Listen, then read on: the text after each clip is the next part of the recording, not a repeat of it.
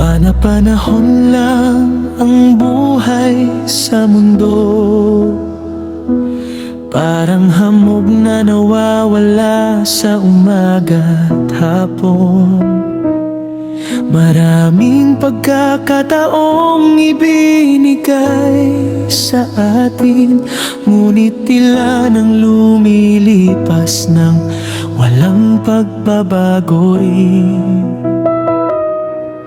Sa bawat araw na tayo'y gumigising, may paalala ang Diyos sa ating damdamin. Tumawag siya ng may pag-ibig at habag, ngunit madalas ay ating tinatalikdan. Habang may oras pa, pakinggan ang tinig niya. Bukas ay di natin alam kung darating pa. Hanggat may panahon pa, pag-isipan at magbago na. Huwag hitayin ang araw ng paghatol na darating na. Ang biyaya ng Diyos ay bukas pa para sa'yo.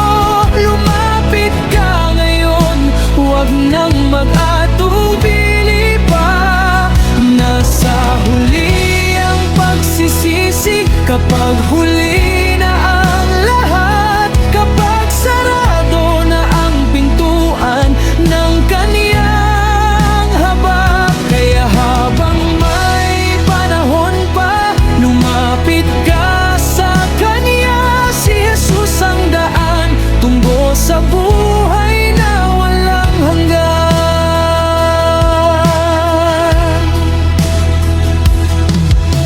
Maraming naligaw sa landas ng kasalanan, inakala'y sapat pa ang natitirang panahon. Ngunit ang buhay ay parang hangin lamang, dumarating at nawawala na, hindi nalalaman. Ang Diyos ay matitiyaga at mapagmahal,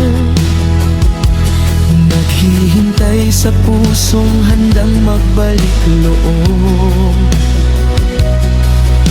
Hindi niya nais na sino man ay mapahamak, kundi makasama niya sa langit na ganap. Habang may oras pa, buksan ang puso mo. Ang kanyang pag-ibig ay naghihintay sa'yo. Hanggat may panahon pa, pag-isipan at magbago na. Huwag hintayin ang araw ng paghatol na darating na. Ang biyaya ng Diyos ay bukas pa para sa'yo. Lumapit ka ngayon, huwag nang mag-atubili pa. Nasa huli ang pagsisisi, kapag huli na ang lahat, kapag sarado na ang pintuan ng kaniyang habag. Kaya habang may panahon pa, lumapit ka sa kaniya. Si Jesus ang daan tungo sa buhay na walang hanggan. Ngayon ang araw ng kaligtasan,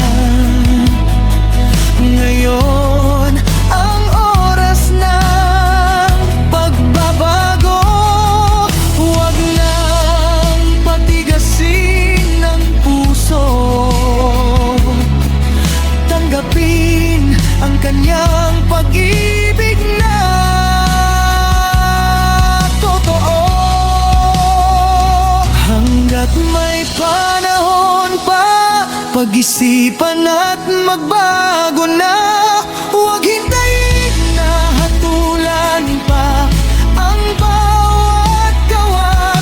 Panginoon ay handang magpatawad at umakay sa bagong buhay na may kapayapaan at tagumpay. Pana-panahon lang ang buhay sa mundong ito, kaya't ibigay mo kay Kristo ang buong puso mo. At sa kanyang piling ay may pag-asang tunay, buhay na walang hanggan ang kanya.